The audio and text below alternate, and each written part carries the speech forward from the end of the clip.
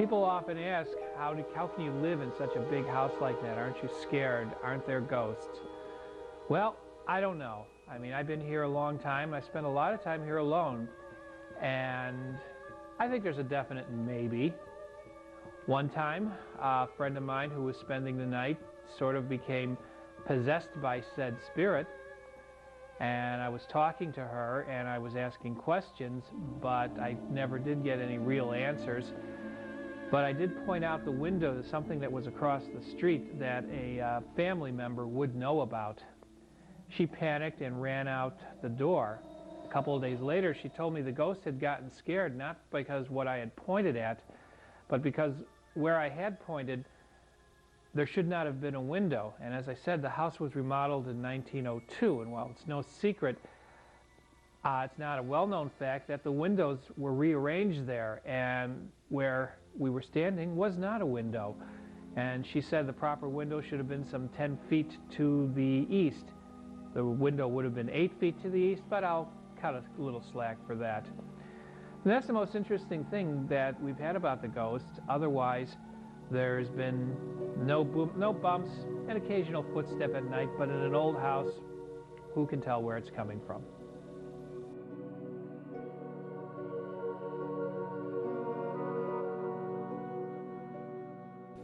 The house has some 18 rooms on approximately 5,000 square feet. And you will probably notice as you watch the film, there seem to be all kinds of interesting little collections and items in the house. This is on purpose.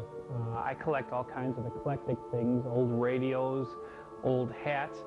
And one of the things that people like to hear about is the Titanic. I've been a student of the subject for a number of years, well since I was in high school. This is a model I built in the late 70s, and all these books on either side of it are relating to the Titanic.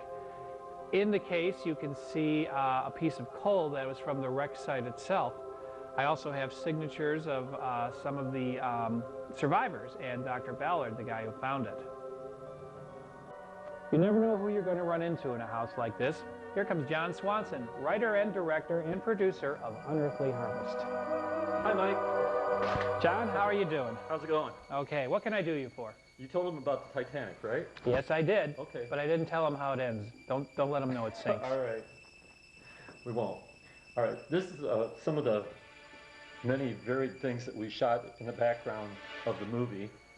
You saw the Titanic. There's all kinds of books here on the Titanic, basically. All kinds of subjects, history, film, you name it. I probably have something relating to it. Right. Mythology. We shot the scene with the policeman that came into the house. I believe it was up here. Yes. And we also shot the scene with George telling the ladies what was going on in the house and what was happening and things like that. So we shot a couple of different scenes here, and then we shot in the bedroom there too. The house looks a lot different than when you're shooting it for some reason or other. Well, it's a growing thing. I'm always adding to the collections, remodeling, keeping it clean. My wife and son, of course, live here also, and they're adding to the whole thing, and it becomes one cacophony of just stuff. Let's go look at some of the other rooms that we shot in. Sure, no problem.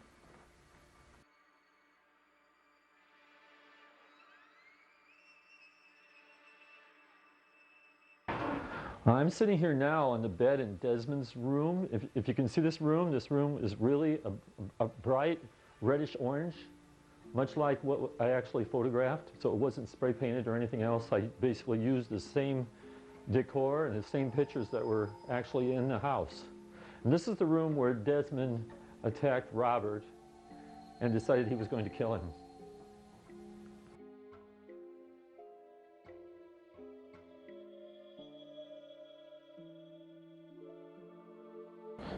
As we move through the house, we're coming to Robert's room right now.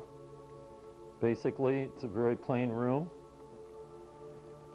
It looks a little bit different than it is when I originally shot it 5 years ago, back in 1997 anyway. And this is Vanna Springer and her son Mikey that were in the movie. Hi, John. Hi. Hello. Mikey, you probably don't remember. You were probably about a year and a half old when we shot the scene. We put a big type of a wig, a long-haired wig on him, basically. Yeah. and made him into a little barbarian. Right, and we couldn't get him to go to the door, so basically you took him to the door. I had to take him to the door, but then I had to take him to the door that Halloween too.